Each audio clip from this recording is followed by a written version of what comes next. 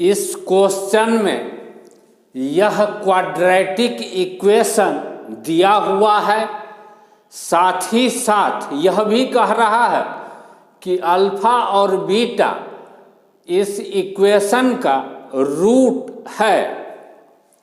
हम जानते हैं कि इस क्वाड्रेटिक इक्वेशन का रूट निकालने के लिए हम इस फार्मूला का यूज करते हैं। तो इसी फार्मूला का यूज करके हम इसका रूट निकाल रहे हैं।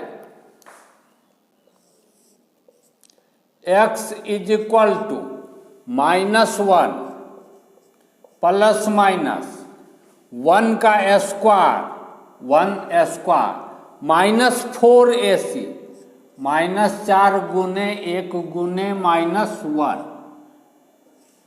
बाय 2a यानी 2 गुने 1। This implies x is equal to -1 plus minus, यह हो जाएगा +4 जोड़ 1 √5 बटे 2। प्लस साइन लेने पर एक रूट, माइनस साइन लेने पर दूसरा रूट। तो इसमें से किसी एक को हम अल्फा मान लेते हैं, दूसरे को बीटा मान लेते हैं। अल्फा मान लेते हैं -1 प्लस √5/2 को, और बीटा मान लेते हैं -1 माइनस √5/2 को।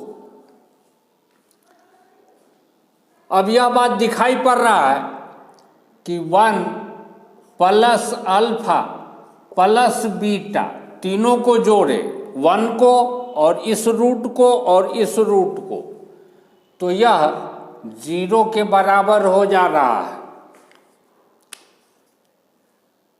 तो पहले थोड़ा मिटाते हैं। यह 0 के बराबर हो रहा है, यानी इस सेट में सेट टी ही न लिखा है, दूसरा चीज सेट नहीं न लिखा है ना,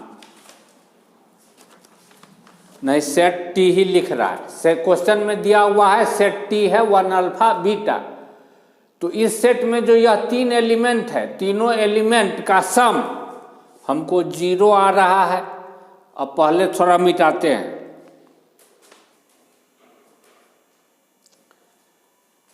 इस सेट में जो 3 एलिमेंट है, इसमें से कोई एक एलिमेंट इस जगह पर रख दे, फिर इस जगह पर इसी सेट में का कोई एक एलिमेंट रखे।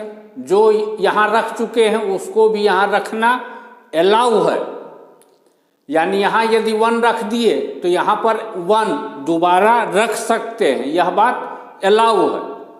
फिर इसी सेट में का कोई एक एलिमेंट यहाँ रखे, और तब इस तीनों जगह पर जो एलिमेंट हो उसको यदि हम जोड़े तो जोड़ 0 सिर्फ और सिर्फ तभी होगा जब यह तीनों एलिमेंट एक दूसरे से डिफरेंट हो। कोई भी 2 एलिमेंट या 2 से अधिक एलिमेंट इक्वल हो गया तो सम 0 नहीं होगा। यह बात स्पष्ट है।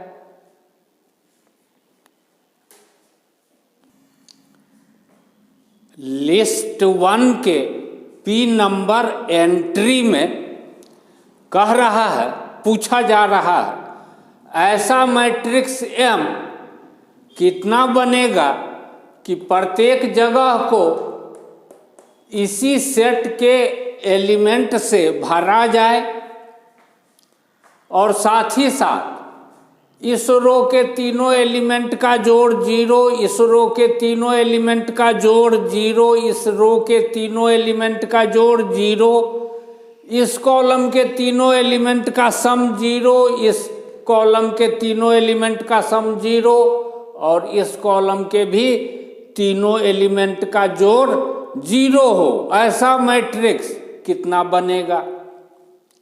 एलिमेंट इसी सेट में से रखना है, बाहर से नहीं रखना है। तो एक बात दिखाई पड़ रहा कि इसमें 3 एलिमेंट है, इसमें से कोई एक एलिमेंट, 3 एलिमेंट है 1 अल्फा बीटा, इसमें से कोई एक एलिमेंट यहाँ रखा जा सकता है। तो इस स्थान को फिलअप करने का यानी भरने का तरीका 3 होगा, यानी 3 वेज पूरा लिख दी, खाली W लिख देते तो ठीक रहता, जगह नहीं है, खैर लिख दिए तो लिख दिए। 3 तरीका है। अब इस 3 तरीके में से किसी भी एक तरीके से यदि इसको हम भर दे तब क्या होगा? मान लेते हैं इसको भर देते हैं 1 से। अब 1 यहाँ चला गया। एक बात है, सम 0 होना चाहिए। सम 0 कब होगा? जब एक रो का तीनों एलिमेंट, एक रो के तीनों एलिमेंट का सम तभी 0 होगा जब इस तीनों में से किसी एक जगह पर अल्फा, किसी एक जगह पर 1, किसी एक जगह पर बीटा हो। इस कॉलम का सम 0 कब होगा? जब इस 3 प्लेस में से किसी एक प्लेस पर 1 हो, किसी एक प्लेस पर अल्फा हो, किसी एक प्लेस पर बीटा हो, तभी होगा सम 0। तो इस स्थान पर यदि 1 रख दिए तो 0 वाला कंडीशन फुलफिल होने के लिए अब इस स्थान पर या इस स्थान पर हम 1 तो नहीं रख सकते हैं। 1 को छोड़ के बचता है अल्फा बीटा, यानी यहाँ भरने के लिए हमारे पास 2 एलिमेंट है। कब? जब इस स्थान को किसी एक तरीके 1 से हम भर देते हैं तब। तो इस स्थान को भरने का तरीका 2 वेज। अब इसमें से किसी भी एक तरीके से जब इसको हम भर देते हैं, मान लेते हैं यहाँ अल्फा रख दिए, तो सम 0 हो इसके लिए यहाँ पर बीटा ही रखना पड़ेगा और कोई दूसरा उपाय नहीं है। तो इसको भरने का तरीका सिर्फ 1, क्योंकि यहाँ पर सिर्फ बीटा जाएगा, बीटा रख देते हैं। अब इस कॉलम का सम तो 0 हो जाएगा, लेकिन इस रो का सम भी 0 होना चाहिए। तो यहाँ पर 1 रखे हैं तो यहाँ पर तो 1 रख नहीं सकते हैं, तो यहाँ पर क्या रख सकते हैं? यहाँ 1 तो नहीं रखाएगा, काहे कि 1 इस रो में एक बार रख दिए। तो बीटा और अल्फा तो रख सकते हैं, अल्फा और बीटा। तो इस स्थान को भरने का तरीका 2 वेज। 2 तरीका, वेज के लिए शॉर्ट में W लिख रहे हैं। अब इस 2 तरीके में से किसी भी एक तरीके से जब इसको हम भर देते हैं यानी फिलअप कर देते हैं, मान लेते हैं यहाँ अल्फा रख दिए। अब स्टूडेंट सोच रहा होगा कि इस कॉलम का जोड़ 0 होना चाहिए, यहाँ अल्फा रखे हैं तो यहाँ अल्फा नहीं रखाएगा, लेकिन यहाँ 1 और बीटा रखा सकता है। इधर से भी देखें तो इस रो का सम 0 होने के लिए अल्फा यहाँ रख चुके हैं तो अल्फा तो नहीं रखेंगे, लेकिन बीटा और 1 रख सकते हैं। तो स्टूडेंट सोच रहा होगा कि इस जगह पर बीटा और 1 रख सकते हैं, यानी 2 तरीका ऐसा लग रहा होगा।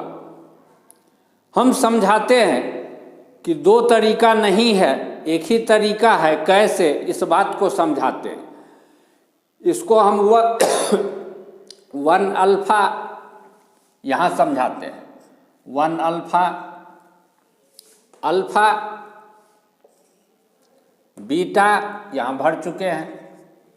अब एक बात है, इस प्लेस पर यदि हम बीटा रखते हैं तो बीटा और बीटा 2 बीटा आ जाएगा, यानी बीटा इस प्लेस पर नहीं रखा जाएगा। लेकिन इस रो के कारण इस रो का सम 0 होना चाहिए, इसके लिए इस जगह पर 1 हम 1 रख सकते हैं। 1 रखने में कोई दिक्कत नहीं है, लेकिन बीटा हम नहीं रख सकते हैं। यदि बीटा यहाँ रख दें,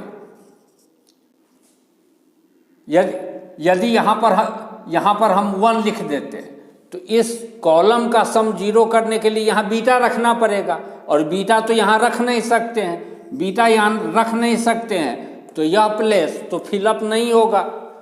तो तरीका ऐसा होना चाहिए कि आगे का प्लेस भी हम फिलअप कर सके।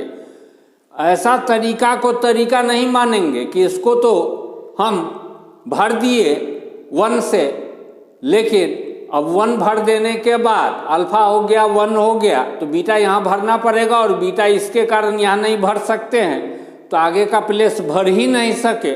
ऐसा वाला तरीका को तरीका नहीं मानना होगा। स्पष्ट है। यहाँ पर सिर्फ एक ही उपाय है कि बीटा यहाँ रख दे तो बचेगा 1, अल्फा हो गया बीटा हो गया बीटा, ठीक है, तो बचेगा 1 यहाँ रखने पर कोई दिक्कत नहीं है, कोई रेस्ट्रिक्शन नहीं है। तो इसको भरने का तरीका 1 वे। अब बचा 1 तो 1 इसमें भराएगा, इसको भरने का तरीका 1 वे। अब इसके आगे तो दिखाई पड़ रहा होगा कि बीटा हुआ 1 हुआ, वह तीनों आना चाहिए तो यहाँ अल्फा आएगा, यानी 1 वे। अल्फा है बीटा है, तीनों आना चाहिए तो यहाँ 1 ही भराएगा, यानी 1 वे। 1 है अल्फा है तो तीसरा क्या, तीसरा बचा हुआ वाला यहाँ आना चाहिए, तीसरा बचा हुआ बीटा है तो 1 वे। टोटल तरीका कितना, 3 गुने 2, 3 गुने 2 गुने 1 गुने 2 गुने 1 गुने 1 गुने 1 गुने 1 गुने 1 बराबर कितना, इज इक्वल टू 3 दूनी 6 दूनी 12। 12 तरीका, number of such matrices M is equal to 12। अब लिस्ट 2 के जिसमें भी 12 लिखा है उसके साथ मैच कर देंगे।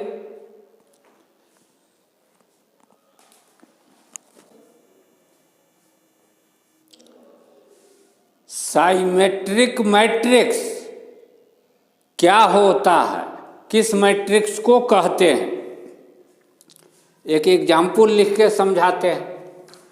कोई एक मैट्रिक्स हम लिखते हैं A इज इक्वल टू 3 5 -7।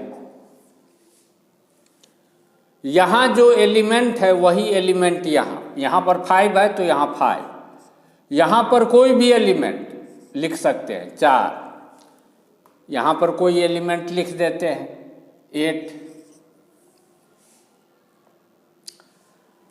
अब यहाँ पर वही एलिमेंट जो यहाँ पर है -7, यहाँ पर वही एलिमेंट जो यहाँ है 8, यहाँ पर कोई भी एलिमेंट 7 लिख देते हैं। इस तरह का जो मैट्रिक्स होता है जिसमें प्रिंसिपल डायगोनल पर चाहे जो भी एलिमेंट हो, यह हुआ प्रिंसिपल डायगोनल, लेकिन इससे इक्विडिस्टेंट एलिमेंट यानी बराबर दूरी पर स्थित एलिमेंट इक्वल हो, बराबर दूरी पर स्थित एलिमेंट इक्वल हो, इस तरह का मैट्रिक्स कहलाता है साइमेट्रिक मैट्रिक्स। प्रिंसिपल डायगोनल पर चाहे जो भी एलिमेंट, लेकिन इससे बराबर दूरी पर स्थित एलिमेंट इक्वल होना चाहिए। यह बात समझ में आ गया। लिस्ट 1 के एंट्री क्यू में हमसे पूछा जा रहा है कि ऐसा साइमेट्रिक मैट्रिक्स M कितना होगा जिसका प्रत्येक एलिमेंट प्रत्येक जगह इसी सेट में का एलिमेंट रखा जाए, यह मैट्रिक्स साइमेट्रिक हो तथा इसके प्रत्येक कॉलम का सम 0 हो, यानी इस तीनों एलिमेंट का जोड़ 0, इस तीनों एलिमेंट का जोड़ 0, इस तीनों एलिमेंट का जोड़ 0, कॉलम में जो एलिमेंट है उसका सम 0, रो में जो एलिमेंट है उसका क्या, उसके बारे में कुछ नहीं कह रहा, चाहे 0 हो चाहे नॉट इक्वल टू 0 हो, उससे हमारा कोई लेना देना नहीं है। लेकिन मैट्रिक्स साइमेट्रिक होना चाहिए। तो साइमेट्रिक मैट्रिक्स के लिए पहले तो हम ध्यान देंगे कि प्रिंसिपल डायगोनल हमारा क्या है, यही है। पहले हम इस स्थान को भरते हैं। प्रिंसिपल डायगोनल पर कोई भी एलिमेंट, तो यहाँ पर तो 1 अल्फा बीटा कुछ भी आ सकता है। 1 अल्फा बीटा में से कोई भी एक रख सकते हैं। तो इस स्थान को भरने का तरीका 3 वेज। इस 3 वे में से किसी भी एक तरीके से इस स्थान को भर देते हैं।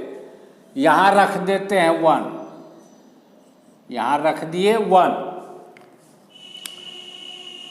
तो अब इस कॉलम का जोड़ 0 होना चाहिए। यहाँ 1 रख दिए तो यहाँ पर 1 तो रखेंगे नहीं। तो यहाँ रखने के लिए क्या क्या बच रहा है?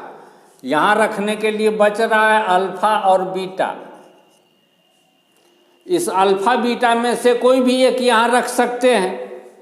तो इसको भरने का तरीका 2 तरीका, 2 वेज। इस 2 तरीके में से किसी भी एक तरीके से जब इसको भर देते हैं, मान लेते हैं अल्फा रख दिए, तो अब यहाँ 1 यहाँ अल्फा, तो यहाँ पर न तो 1 रखाएगा ना अल्फा रखाएगा। रखाएगा क्या? बचा हुआ बीटा। यानी यहाँ रखने के लिए सिर्फ बीटा बचता है और कोई नहीं। काहे कि इस कॉलम के एलिमेंट का जोड़ 0 होना चाहिए। यानी इसको भरने का तरीका 1 वे। तो 1 तरीका से भर देते हैं, बचा हुआ वाला तरीका बीटा। अब है क्या कि मैट्रिक्स तो है साइमेट्रिक। अब बहुत स्टूडेंट सोच रहा होगा कि इसको भरेंगे 3 तरीका से। मैट्रिक्स है साइमेट्रिक, इससे बराबर दूरी पर स्थित एलिमेंट इक्वल, इसको यदि अल्फा से भर दिए तब इसको अल्फा से ही भरना पड़ेगा और किसी दूसरे चीज से नहीं। तो इसको तो भरने का तरीका एक ही हो जाएगा। तब इसको भरने का तरीका तो एक ही हो जाएगा। यह अल्फा से तो यह भी भराएगा अल्फा से, कोई दूसरा चीज से नहीं। अब इसको भरने का तरीका, अब स्टूडेंट सोच रहा होगा कि यहाँ अल्फा है तो ठीक है, इस कॉलम का सम 0 होना चाहिए। अल्फा यहाँ नहीं आएगा, लेकिन यहाँ पर बीटा आ सकता है, यहाँ पर 1 आ सकता है। यानी इसको भरने का तरीका 2 होना चाहिए। स्टूडेंट को लग रहा होगा कि इसको भरने का तरीका 2 होना चाहिए। ठीक है, किधर लिखे जगह तो है नहीं। बीटा और 1, बीटा और 1 2 में से कोई भी यहाँ रख सकते हैं। स्टूडेंट को ऐसा लग रहा होगा, तो सोचते हैं कि क्या रख सकते हैं और इस बीटा और 1 में से हम क्या रख सकते हैं और क्या नहीं रख सकते हैं। ठीक है, तो सबसे पहले तो यह है 1 अल्फा अल्फा, 1 अल्फा अल्फा, यह है बीटा बीटा।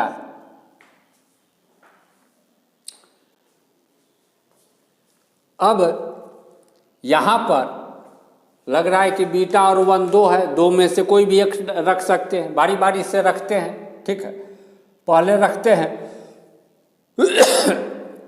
1, तो यहां भरना पड़ेगा बीटा बीटा। तो बीटा जब यहां भरेंगे तो यहां भी बीटा भरना पड़ेगा, काहे कि प्रिंसिपल डायगोनल से इक्विडिस्टेंट एलिमेंट इक्वल होना चाहिए। तो यहां बीटा भरना पड़ेगा, और यहां यदि बीटा भरा हुआ है तो यहां भी बीटा भरना पड़ेगा। और यहां भी जब बीटा भर देंगे तब तो इस कॉलम में का भी सम होना चाहिए 0, 2 बीटा आ गया।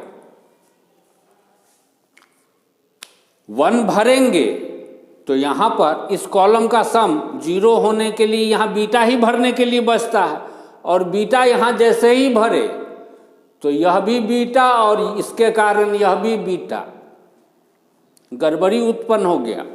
यानी इस जगह पर हम 1 नहीं रख सकते हैं, जब इस जगह पर 1 नहीं रख सकते हैं तो इस जगह पर क्या रख सकते हैं, सिर्फ बीटा रख सकते हैं। तो इसको भरने का तरीका 1 वे, सिर्फ बीटा।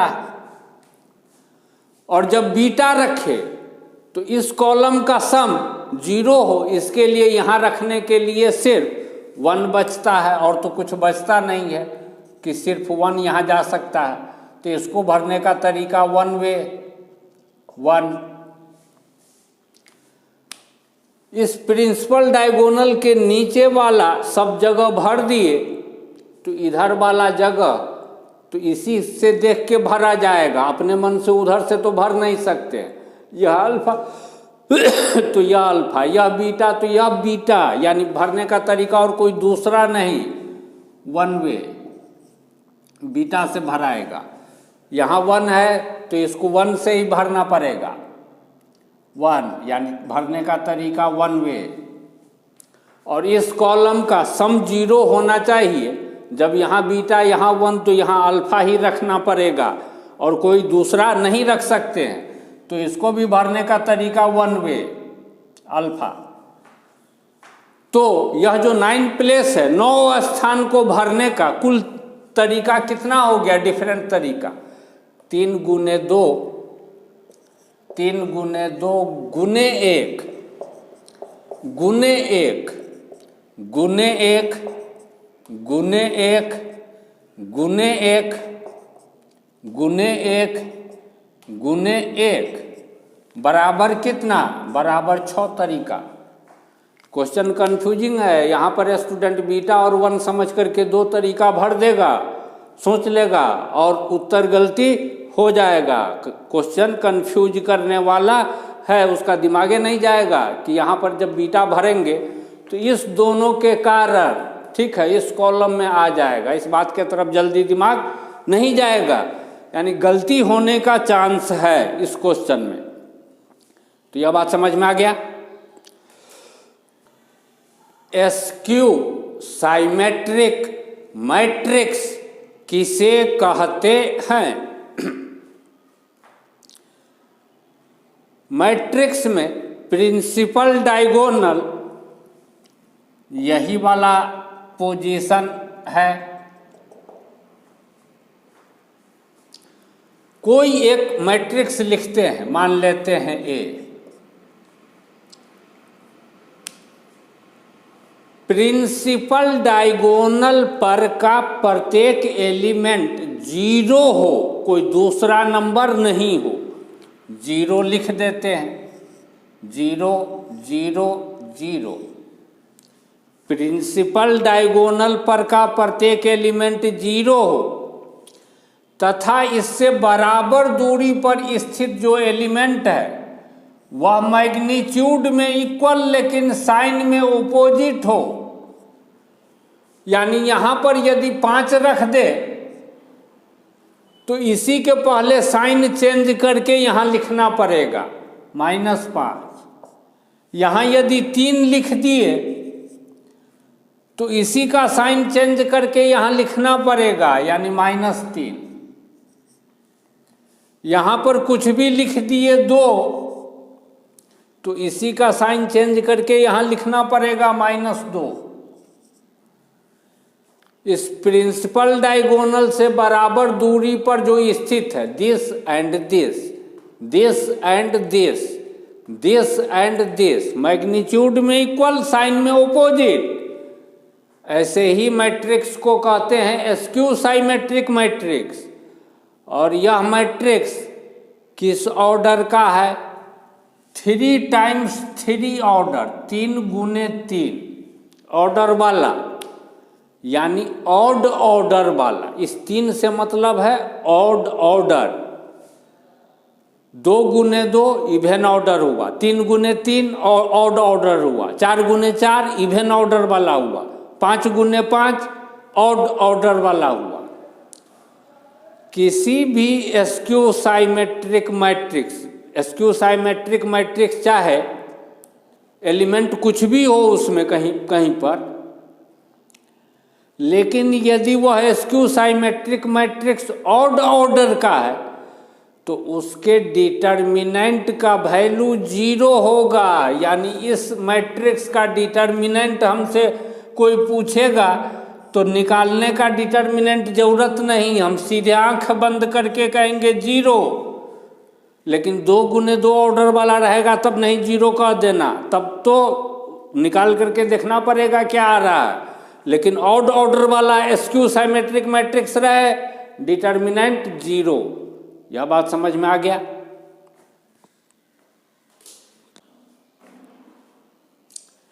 तीन वेरिएबल x, y, z में 3 इक्वेशन, 1, 2, 3 इक्वेशन के ग्रुप को, पूरे समूह को सिस्टम ऑफ इक्वेशन ए मान लिए।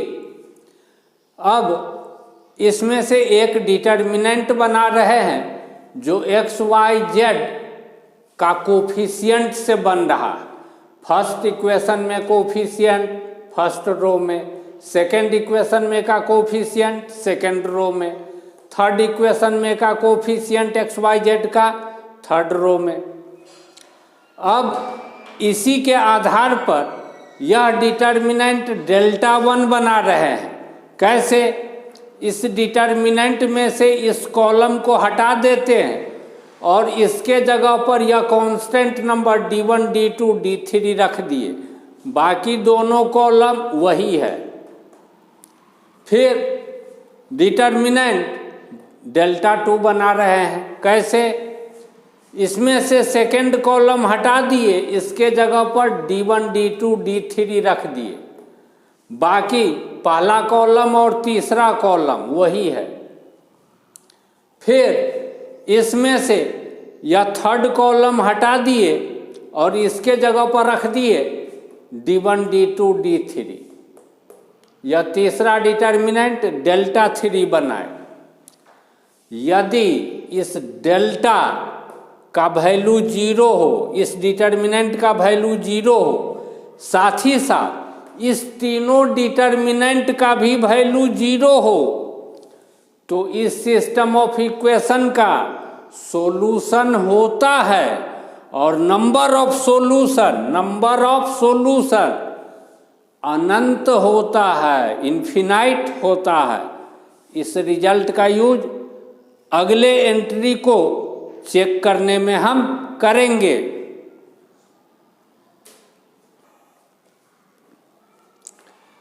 लिस्ट 1 के एंट्री R में कह रहा है इस सेट में नंबर ऑफ एलिमेंट कितना होगा, यानी इस तरह का कॉलम मैट्रिक्स कितना होगा, ताकि ध्यान दो x, y, z के जगह पर कोई भी रियल नंबर आ सकता है, लेकिन यह कंडीशन फुलफिल होना चाहिए कि मैट्रिक्स M गुने यह column matrix is equal to यह मैट्रिक्स हो। M क्या है?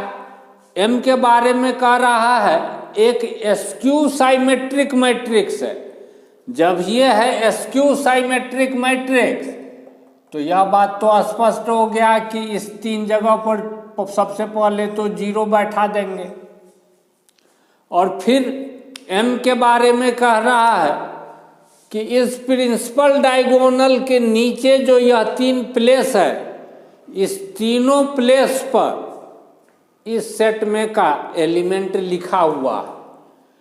तो इस 3 प्लेस को तो बहुत तरीके से भर सकते हैं, इसको 3 तरीके से, इसको 3 तरीके से, इसको 3 तरीके से, कोई रेस्ट्रिक्शन तो भी दिया नहीं है। ठीक है, नंबर तो हमको इस कॉलम मैट्रिक्स के बारे में पूछ रहा है, इस मैट्रिक्स M के बारे में तो अभी कुछ कह नहीं रहा है, तो इसको भरने का तो बहुत तरीका, उसमें से कोई एक तरीके से भर देते हैं। मान लेते हैं this is alpha, this is alpha, this is beta, कुछ भी मान लेते हैं, 1 ही मान लो। किसी को लग रहा होगा कि सेम काहे मान लिए इसीलिए आ गया, डिफरेंट मानते तो नहीं आता। इसको मान लिए 1, इसको यहाँ मान लिए कि 1 भर दिए। ठीक है, 1 अल्फा बीटा। ऐसे भी संतुष्टि नहीं होता है तो u भी w कुछ मान लो, u के जगह पर उसी में से रखना है, v के जगह पर उसी में से, w के जगह पर उसी में से, उसी तीन में का कोई एक होगा। हटाओ, जो रख दिए 1 अल्फा बीटा। तो स्क्यू साइमेट्रिक मैट्रिक्स होने के लिए यह हो जाएगा -1, यह हो जाएगा माइनस अल्फा और यह हो जाएगा माइनस बीटा, तब होगा स्क्यू साइमेट्रिक मैट्रिक्स। एम के बारे में कह रहा है स्क्यू साइमेट्रिक मैट्रिक्स है डायगोनल, इसका अर्थ है डायगोनल एलिमेंट 0 और इसके नीचे जो 3 प्लेस है उस तीनों प्लेस पर इसी सेट में का एलिमेंट रखा हुआ है। तो ऐसा बहुत सारा मैट्रिक्स एम बनेगा। इसमें से इस एक मैट्रिक्स पर विचार करते हैं, इस एक मैट्रिक्स पर विचार करते हैं। अब m गुने this matrix is equal to this matrix, यह क्या है? यह 1 2 जो है यह फर्स्ट रो सेकेंड कॉलम वाला एलिमेंट, यानी यहां वाला एलिमेंट A1 2 और A2 3 का मतलब है सेकेंड रो थर्ड कॉलम, यह सेकेंड रो थर्ड कॉलम वाला, यह है एलिमेंट A2 3 इतना, तो -A2 क्या हो जाएगा? -A2 यहाँ पर क्या हो जाएगा? माइनस बीटा, यानी इस जगह पर बीटा आएगा और इस जगह पर क्या आएगा? इस जगह पर आएगा -1, इस जगह पर आएगा -1। कब? जब हम m मैट्रिक्स में इस प्रकार से माने कि यहाँ 1, यहाँ अल्फा, यहाँ बीटा, ऐसा m मैट्रिक्स अलग अलग बहुत बन सकता है, किसी एक पर विचार कर रहे हैं। कंडीशन यह फुलफिल करने वाला ऐसा कॉलम मैट्रिक्स इस सेट का एलिमेंट होगा। तो इस एक केस में यह कंडीशन फुलफिल करने वाला यह XYZ वाला कॉलम मैट्रिक्स कितना है, पहले इस पर विचार करते हैं, लेकिन इससे पहले इसको मिटाते हैं। तो दिस इम्प्लाइज इतना हो जाएगा। कब? जब m के जगह पर यह मैट्रिक्स लेते हैं। m बहुत और भी बहुत मैट्रिक्स पॉसिबल है, m के जगह पर कोई एक पॉसिबल केस लेके चल रहे हैं। इस दोनों मैट्रिक्स को मल्टीप्लाई कर दिए, 0 गुने x बराबर 0, -1 गुने y बराबर -y, माइनस अल्फा गुने z बराबर -αz। इस तरीके से फिर इसको इससे मल्टीप्लाई करके लिखे इसमें, फिर इसको इससे मल्टीप्लाई करके लिखे इसमें, इज इक्वल टू इतना। दो मैट्रिक्स इक्वल, सेम पोजीशन पर का एलिमेंट दोनों में इक्वल, यानी this is equal to this, this is equal to this and this is equal to this लिखा हुआ। अब एक सिस्टम ऑफ इक्वेशन हमको XYZ में मिल रहा, लेकिन इस सिस्टम ऑफ इक्वेशन को थोड़ा सा मतलब दूसरे फॉर्म में हम लिखना चाहते हैं। इस फर्स्ट इक्वेशन में x एब्सेंट है, लेकिन हम लिखना चाहते हैं, तो इस फर्स्ट इक्वेशन को ऐसे लिख सकते हैं, 0x minus y minus alpha z is equal to -1। इस दूसरे इक्वेशन को ऐसे लिख सकते हैं, x, इसमें y एब्सेंट है, जोड़ 0y minus beta z is equal to 0। और इस तीसरे इक्वेशन को हम ऐसे लिखते हैं, अल्फा x जोड़ बीटा y, z एब्सेंट है, plus 0z is equal to beta. तो यह 3 इक्वेशन वाला सिस्टम ऑफ इक्वेशन मिला। इसमें m के जगह पर यह मैट्रिक्स लिए हैं। यह m स्पष्ट तौर पर स्क्यू साइमेट्रिक मैट्रिक्स है। तो अब पहले मिटाते हैं। अब यह जो सिस्टम ऑफ इक्वेशन है, कोफिशिएंट लेकर के डिटर्मिनेंट डेल्टा बनाए। इसमें से इस कॉलम को हटा दिए, इसके जगह पर यह कांस्टेंट नंबर रखे, दूसरा डिटर्मिनेंट डेल्टा 1 बनाए। फिर इसमें से यह सेकंड कॉलम को हटा करके इसके जगह पर यह रखे, तो यह तीसरा डिटर्मिनेंट डेल्टा 2 बना। फिर इसमें से यह थर्ड कॉलम को हटा दिए, इसके जगह पर यह रखे, तो यह डिटर्मिनेंट बना। अब यह डिटर्मिनेंट स्क्यू साइमेट्रिक है, 0 0 0 दिखाई पड़ रहा है। इक्विडिस्टेंट एलिमेंट मैग्नीट्यूड में इक्वल, साइन में ऑपोजिट। तो इस डिटर्मिनेंट का वैल्यू 0। इस डिटर्मिनेंट में दिखाई पड़ रहा है कि फर्स्ट कॉलम और सेकंड कॉलम सेम है, सेम एलिमेंट। किसी डिटर्मिनेंट में 2 कॉलम में सेम एलिमेंट हो जाए, इस डिटर्मिनेंट का वैल्यू 0 होता है, इसीलिए डेल्टा 1 0। इसमें दिखाई पड़ रहा है यह स्क्यू साइमेट्रिक मैट्रिक्स है, इसीलिए इस डिटर्मिनेंट का वैल्यू 0। इसमें दिखाई पड़ रहा है कि यह सेकंड कॉलम और थर्ड कॉलम सेम है, इसीलिए इस डिटर्मिनेंट का भी वैल्यू 0।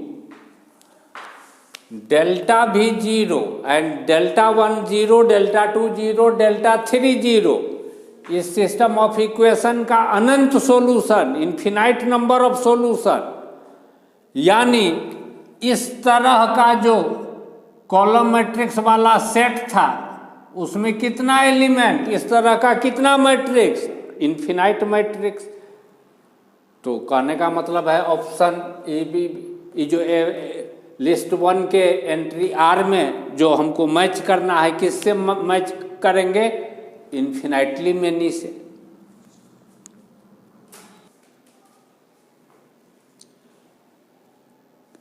एस में कह रहा है एम एक ऐसा मैट्रिक्स है जिसमें प्रत्येक एलिमेंट यहाँ यहाँ यहाँ सभी जगह इसी में का एलिमेंट रखा हुआ है, इस पोजीशन पर भी, इस पोजीशन पर भी, इस पोजीशन पर भी, यहाँ भी, यहाँ भी, यहाँ भी, यहाँ भी, यहाँ भी, यहाँ भी। लेकिन इस कंडीशन को फुलफिल करते हुए रखा गया है कि इस पोजीशन पर जो एलिमेंट है वह प्लस यहाँ वाला एलिमेंट जोड़ यहाँ वाला एलिमेंट इज इक्वल टू 0। इस रो के तीनों एलिमेंट का जोड़ भी 0, इस रो के तीनों एलिमेंट का जोड़ भी 0। इस तरह का मैट्रिक्स M है। तो हमको कह रहा है कि M का जो डिटर्मिनेंट होगा उसका मॉड मैग्नीट्यूड, यानी मॉड ले लेंगे, निगेटिव है तो पॉजिटिव बना के बोलेंगे, कितना होगा, नंबर ऑफ M कितना होगा यह नहीं पूछ रहा है। M के डिटर्मिनेंट का मॉड क्या होगा। अब यह A11, A12 यह सब पोजीशन नंबर, पोजीशन, ये सब पोजीशन पर किसको रखना है, 1 अल्फा बीटा को, ताकि कंडीशन कि यह 0 यह 0 यह 0 फुलफिल हो। तो बन तो सकता है बहुत, ठीक है, लेकिन जो भी बनेगा उसमें यहाँ पर जो रखा जाएगा उसका जोड़ 0, इसका भी जोड़ 0, इसका भी जोड़ 0 होना चाहिए। तो M का डिटर्मिनेंट इस तरह से मिलेगा, सभी जगह 1 अल्फा बीटा में से नंबर रखा हुआ है। इसका डिटर्मिनेंट का प्रॉपर्टी है, यदि फर्स्ट कॉलम के जगह पर फर्स्ट कॉलम जोड़ सेकंड कॉलम जोड़ थर्ड कॉलम, यहाँ पर कौन प्रॉपर्टी अप्लाई करके लिख रहे हैं, C1 में चेंज कर रहे हैं, C1 के जगह पर C1 plus C2 plus C3 लिख रहे हैं, तो इस डिटर्मिनेंट का वैल्यू और इस डिटर्मिनेंट का वैल्यू सेम रहेगा, वैल्यू में कोई चेंज नहीं होगा। यदि यह डिटर्मिनेंट ऑफ m है तो इसमें जो यह वाला चेंज हम कर देंगे तो इस डिटर्मिनेंट का वैल्यू भी डिटर्मिनेंट ऑफ m के बराबर ही होगा, चेंज नहीं होगा। लेकिन यह तो दिया हुआ है कि 0। अब यदि किसी डिटर्मिनेंट का कोई भी कॉलम में सभी जगह 0 हो तो इस डिटर्मिनेंट का वैल्यू ही 0 हो जाता है। तो डिटर्मिनेंट ऑफ m मिला 0। अब 0 का मॉड क्या, 0 ही। तो s को किससे मैच करेंगे, 0 जिसमें लिखा हुआ होगा लिस्ट 2 में उससे मैच कर देंगे, हो गया सॉल्यूशन।